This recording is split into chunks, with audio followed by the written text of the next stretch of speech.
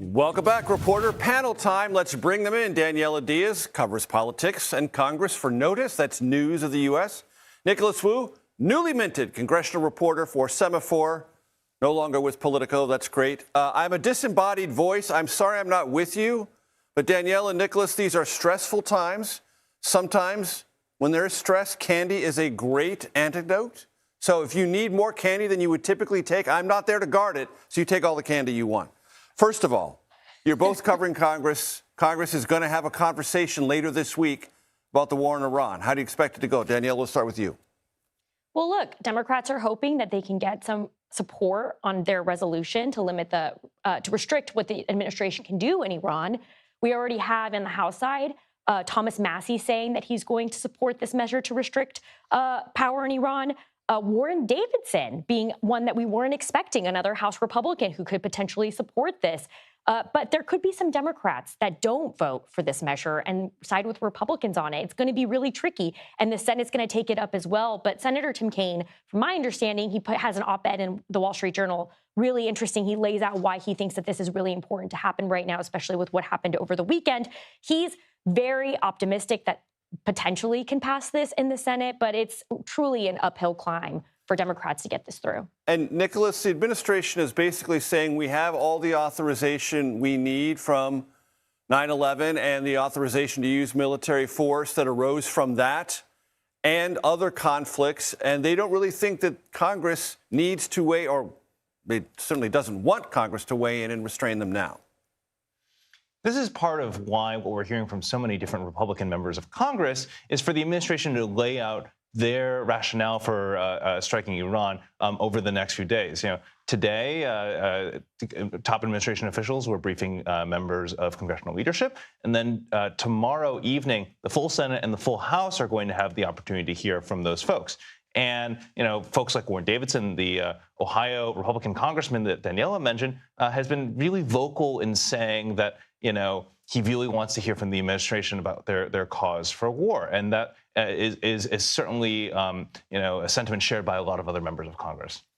And Daniella, there is the matter of dollars and cents. There's plenty of money. There is no effort to deny this administration funds for this or any other military activity. So this is about trying to get the administration to do more in terms of dealing with Congress. But Congress is not talking about restraining or taking dollars away from this.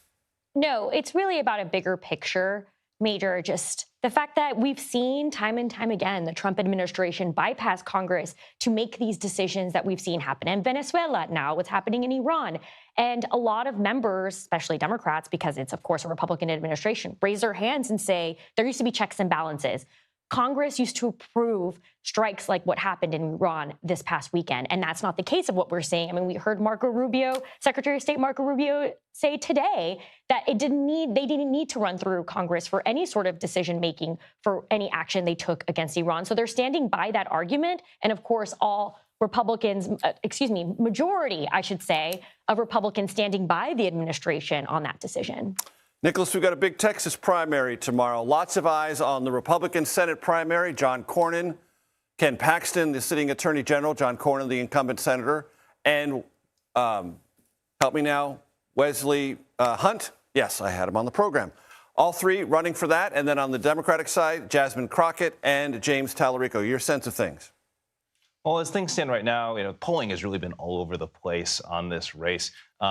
But if it's any prediction, we might not even know the Republican nominee for Senate on election night. If this, since this could very well go to a runoff election, although it's still a big open question of, you know, which of those three Republicans will end up in that. It's becoming, you know, a very nasty primary, extremely competitive, and something that has some Republicans concerned that they could end up losing to a Democrat in the end if they nominate a weaker candidate.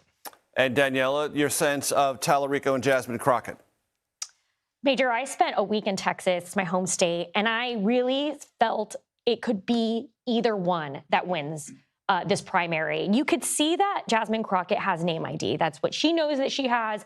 James Tallarico acknowledges that he's the underdog, could potentially have an upset and beat her. But at this point, it's really either to take, because Jasmine Crockett's, I've reported with my colleague Alex Rorty that her campaign is much more disorganized than Tallarico. She's had a couple missteps on the campaign trail.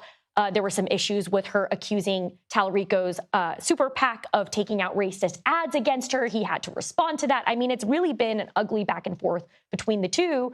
But look, James Tallarico has run a really clean campaign. He's been all over the state, and he could potentially win that primary as well. It remains to be seen how this could end. Nicholas, very quickly, I got 25 seconds. There was a development in the Maine Democratic Senate primary. Catch us up. We saw Senator Ruben Gallego of Arizona endorse Graham Plattner, who was kind of an insurgent progressive candidate there. And this is really teeing up different factions of the Democratic Party, kind of the more progressive wing versus a more establishment leadership wing that's backing Janet Mills, the governor. And this could be Democrats' best Senate pickup opportunity if they manage to get through this very messy primary first. Daniella Diaz, Nicholas Wu, thank you very much.